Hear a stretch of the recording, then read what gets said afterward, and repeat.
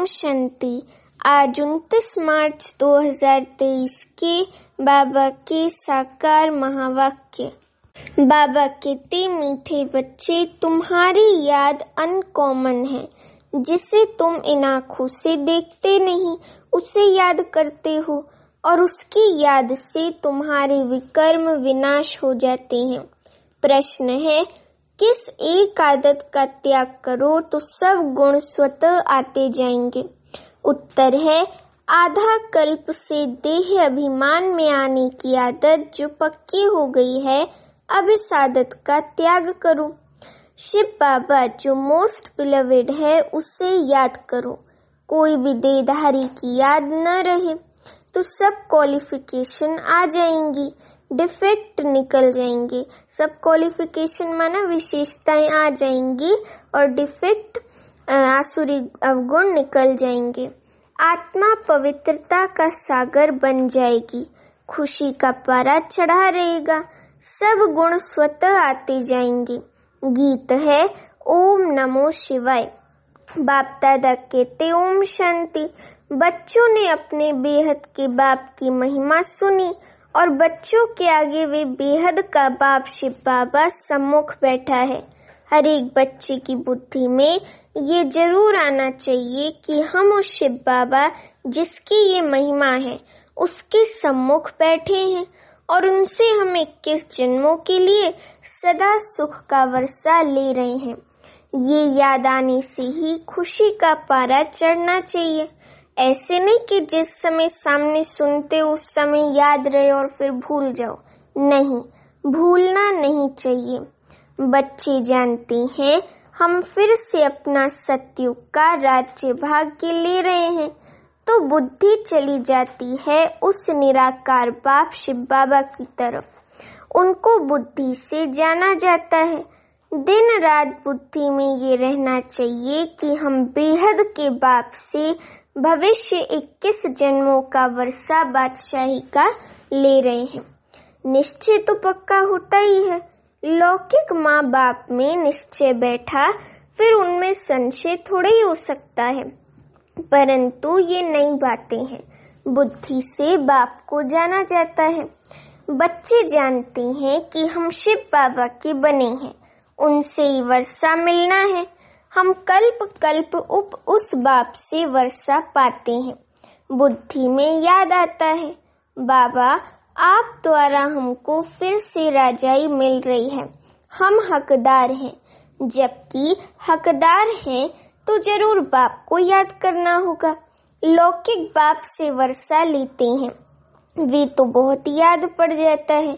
इसमें अनकॉमन बात ये है कि जो बाप को याद करने से हमारे पाप भस्म होंगे, इसलिए बाप को याद करना पड़ता है। लौकिक बाप की याद तो ऑटोमेटिकली रहती है। इन आँखों से देखते हैं, बच्चा पैदा होता और मम्मा बाबा कहता रहता। ये बाप शिव बाबा इन आँखों से दिखाई नहीं पड़ता, बुद्धि से याद करना है। हम शिव बाबा की ब्रह्मा द्वारा संतान बने हैं और 21 जन्मों का वर्षा पाने के लिए श्रीमत पर पुरुषार्थ करते रहते हैं। इसमें पहले मुख्य है पवित्रता। जितना याद करेंगे बुद्धि पवित्र होती जाएगी। ऐसे नहीं समझना कि हम तो बच्चे हैं ही हैं। बाप को याद नहीं करेंगे तो विकर्म विनाश नहीं होंगे। बहुत बच्चे समझते हैं हम तो बच्चे हैं, बाप को याद नहीं करते। कहते हैं ना, मुख से राम राम कहो, परंतु इस राम का शिव बाबा का चित्र तो है नहीं, इसलिए मनुष्यों का बुद्धि योग चला जाता है उस राम तरफ। सदगति दाता शिव को तो सब भूले हुए हैं। अभी तुम जानते हो शिव बाबा आया हुआ है, पहले तो जरूर रचयिता शिव बाबा आया होगा, तभी स्वर्ग की रचना रची होगी। उनके बाद फिर राम का राज्य चला। अब तुम सतयुग त्रेता में राज्य करने के लिए बाप शिव बाबा से वर्षा ले रहे हो। ये बुद्धि में चलना चाहिए। परमपिता परमात्मा शिव आते ही एक बार है। राम, सीता, लक्ष्मी नारायण आदि भी एक ही बार सतयुग त्रेता में आते हैं। भल पुनर्जन्म लेते हैं, परंतु नाम रूप देश काल सभी हर जन्म में बदल जाता है। राम सीता भी प्रारब्ध भोगने के लिए पुनर्जन्म लेते हैं। ये ज्ञान सारा बुद्धि में टपकना चाहिए तो खुशी रहेगी। कोई को भी समझाना बहुत सहज है। स्वर्ग के रचयिता बाप से तुमको इस समय वर्षा मिल सकता है। बेहद के बाप को याद तो सभी करते हैं। बाप नई सृष्टि रचते हैं तो सभी सुखी हो जाते हैं। इस समय तो सभी दुखी हैं। ये ड्रामा ही सुख दुख का बना हुआ है। सुख में कौन राज्य करते हैं? लक्ष्मी नारायण। फिर त्रेता में राम सीता राज्य करते हैं। तुम जानते हो इतने वर्ष इस घराने का राज्य चलता है। क्रिश्चियन समझेंगे हमारे क्राइस्ट ने राजाई रची। फिर Edward the first, Edward the second राज्य करते आए।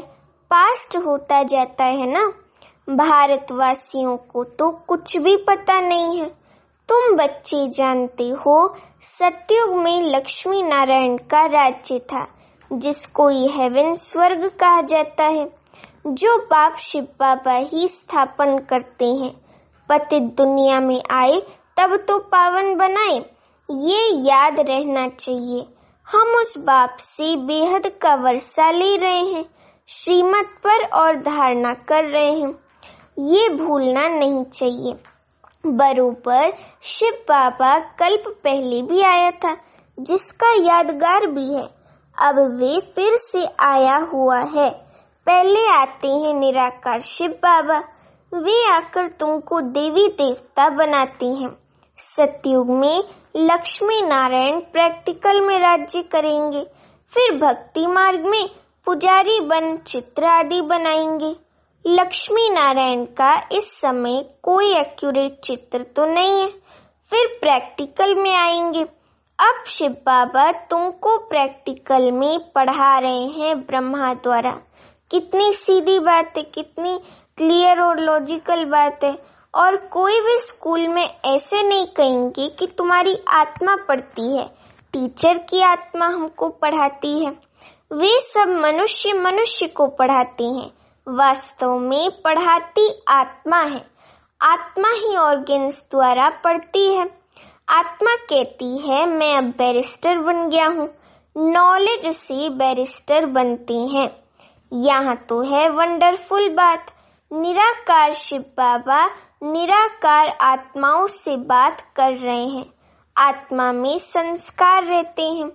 मनुष्य ये भूल जाते हैं। निराकार बाप इन द्वारा ब्रह्मा द्वारा समझाते हैं। उनका एक ही नाम शिव है। तुम भी कहते हो शिव बाबा। बुद्धि ऊपर परम धाम की ओर चली जाती है। लौकिक बाप को याद करने से शरीर याद आ जाएगा। शिव बाबा का शरीर तो है नहीं। परमात्मा का मंदिर ही निराकारी रूप का है। आकारी देवताएं हैं, साकारी मनुष्य हैं, वे है ही निराकार शिव। तुम्हारी आत्मा अब नॉलेजफुल बन रही है। बाप कहते हैं मैं निराकार हूँ।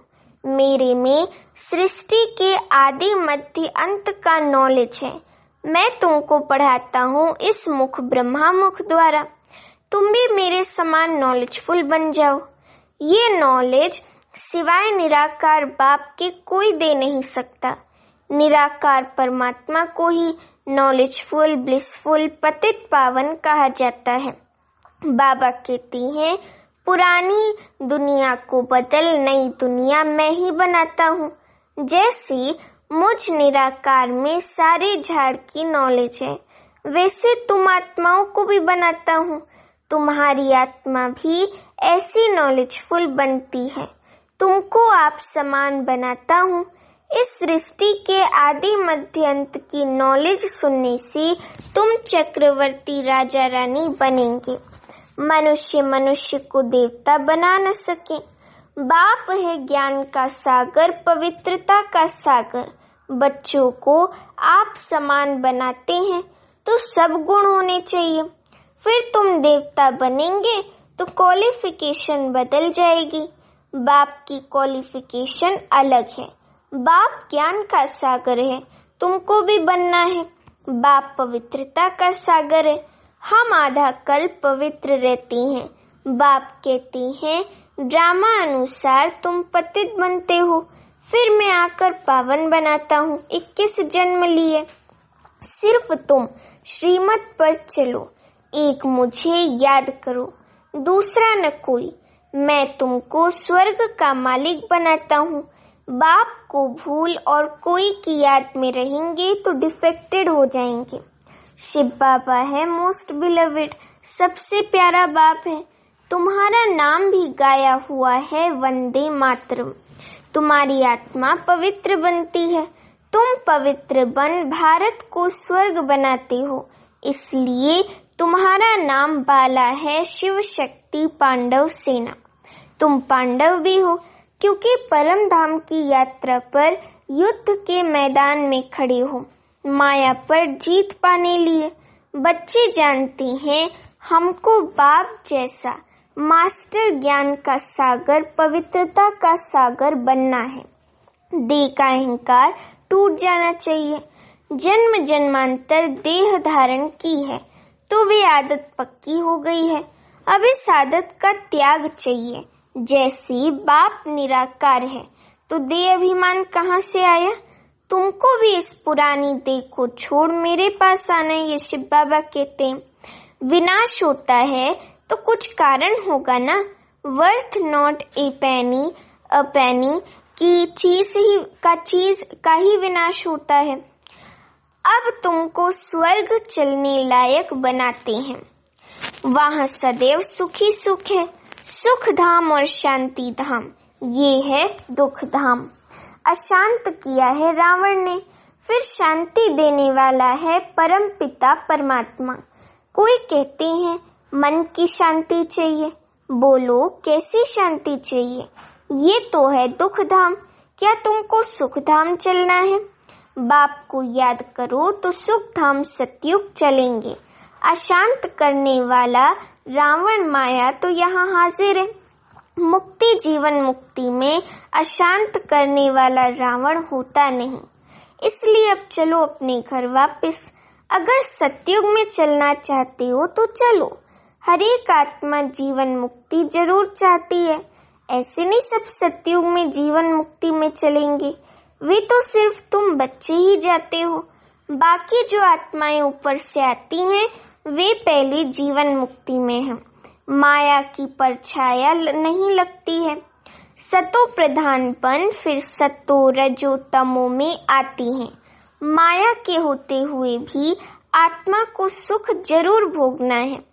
दुख नहीं हो सकता क्योंकि पवित्र है ना। फिर अपवित्र होने से दुख पाएंगे। ऐसे नहीं कि आने से ही दुख पाते हैं। ये दुख सुख का खेल बना हुआ है। बाबा के ख्यालात चलते रहते हैं। मनुष्यों को भीति देने के लिए बोर्ड लगाना चाहिए। सिर्फ चित्र देख मनुष्य मूंझते हैं। समझो शिव बाबा का चित्र रखते हैं और नीचे लिख देते हैं डीटी world sovereignty is your god fatherly birth right. मनुष्य चित्र देख कहेंगे भगवान ऐसा थोड़ी होता है। भगवान का रूप क्या है? फिर भी लिखा हुआ रहता है भाइयों और बहनों और भाइयों, आकर बेहद के बाप से 21 जन्म सदा सुख पाने का पुरुषार्थ करो। वे तो जब कोई सम्मुख आए तब समझाया जाए, निमंत्रण देते हैं। दिन प्रतिदिन बहुत शॉर्ट बनाना होता है, पिछाड़ी में शॉर्ट होता जाएगा। मन मना भव, बाप को याद करो और उनसे स्वर्ग की बादशाही का वर्षा लो। तो लिखना चाहिए कि बहनों भाइयों, सतयुग की राजाई 21 जन्मों के लिए बाप शिव बाबा से आकर प्राप्त करो। इस हुवनहार लड़ाई के पहले, इस लड़ाई से ही स्वर्ग के द्वार खुलते हैं। ये कोई दुनिया नहीं जानती, तुम जानते हो। इस लड़ाई से ही भारत सुख धाम बनेगा। वे कोशिश करते हैं लड़ाई न लगे। तुम जानते हो इस महाभारी महाभारत लड़ाई से ही महाविनाश होना है।